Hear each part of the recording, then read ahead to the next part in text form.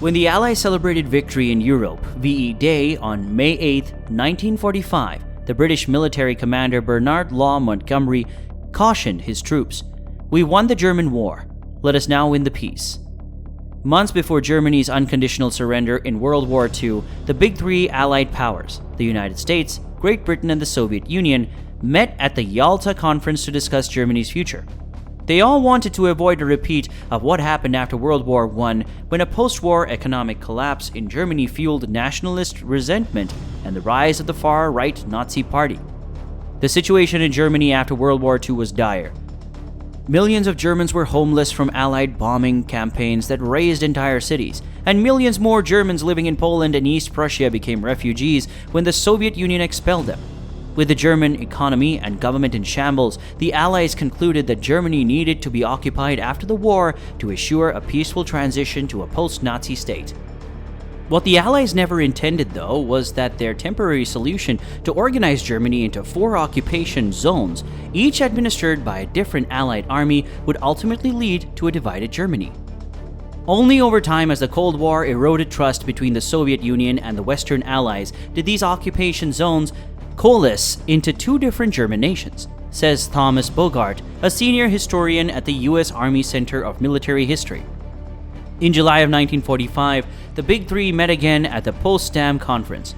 At Yalta, the Allies had agreed to a broader framework that included the demilitarization, democratization, and denazification of Germany. With the war officially over, it was time to initiate a nuts-and-bolts action plan for an Allied occupation of Germany.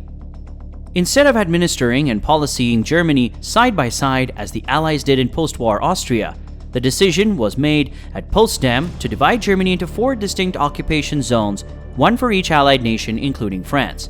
The British were assigned the Northwest Quadrant, the French the Southwest, the Americans the Southeast. Since the Soviet Army already occupied much of eastern Germany, the Soviet Union was put in charge of Northwest Quadrant, which included the capital Berlin.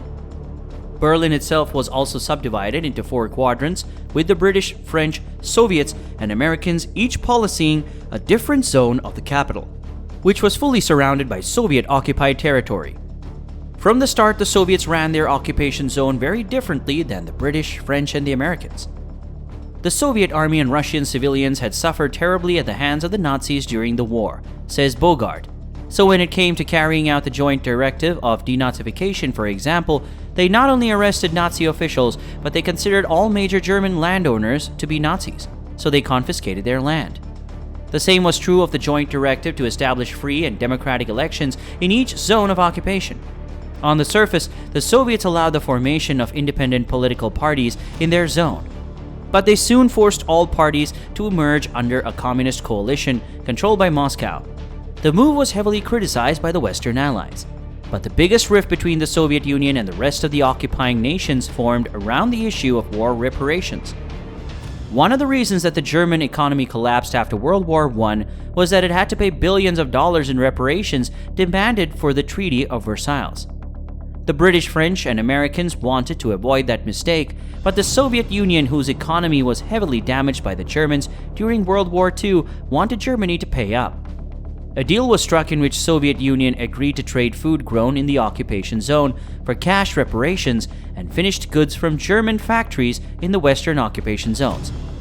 But when the Soviets failed to keep up with their agricultural shipments, the Western Allies cut off reparation payments. By 1946, tensions escalated further as Soviet military forces helped to establish communist regimes in Romania, Bulgaria, Yugoslavia, and Albania. In a famous speech, Winston Churchill, the former British Prime Minister, described the threat of Soviet communism as an iron curtain descending across the European continent, signaling the start of the Cold War. Any chance of cooperation between the Western and Soviet occupying forces was fading fast. In 1947, Great Britain and the United States decided to merge their 2 occupation zones in order to foster more economic cooperation between the regions. The large new territory was called Bizonia, referring to the 2 zones that made up its borders. Then the Western Allies took things a step further by stepping up economic aid to Bizonia and the French-occupied territory with cash from the Marshall Plan. They also replaced Germany's badly inflated currency, the Reichsmark, with a new and more stable Deutschmark. All of these actions were taken without Soviet approval. Tensions came to head when the Western Allies tried to circulate the new Deutschmark in Berlin. The Soviets boycotted the Allied Control Council, and when the West didn't bow to their demands, Joseph Stalin ordered a total blockage of Berlin, located 100 miles inside Soviet-occupied territory. Berlin is an island in the Soviet zone, says Bogart. Stalin decided to squeeze the Western Allies where they were most vulnerable. He cut off all access to West Berlin by road, train, and ship, but not by air. The Americans, British, and French responded with the Berlin Airlift, a months-long air campaign to drop food and fuel into West Berlin that ultimately broke the Soviet blockade in 1949. Later that same year, France officially merged its occupied territory with Bizonia, creating the Federal Republic of Germany, or what became known as West Germany. In October 1949, the Soviet Union responded with the establishment of the German Democratic Republic, a communist state known as East Germany. In 1952, East Germany began policing its western border to stop the flight of engineers, scientists, and doctors to West Germany, and interestingly, the border within Berlin wasn't as tightly controlled. For 8 years there was a loophole, says Bogart, when it was very easy for anyone who wanted to flee East Germany to do so. All you had to do was hop on a subway in East Berlin and exit in West Berlin. On the night of August 12th to August 13th, 1961, East German soldiers in Berlin laid out miles of barbed wire that would become the Berlin Wall, sealing the border with West Germany for the next 28 years.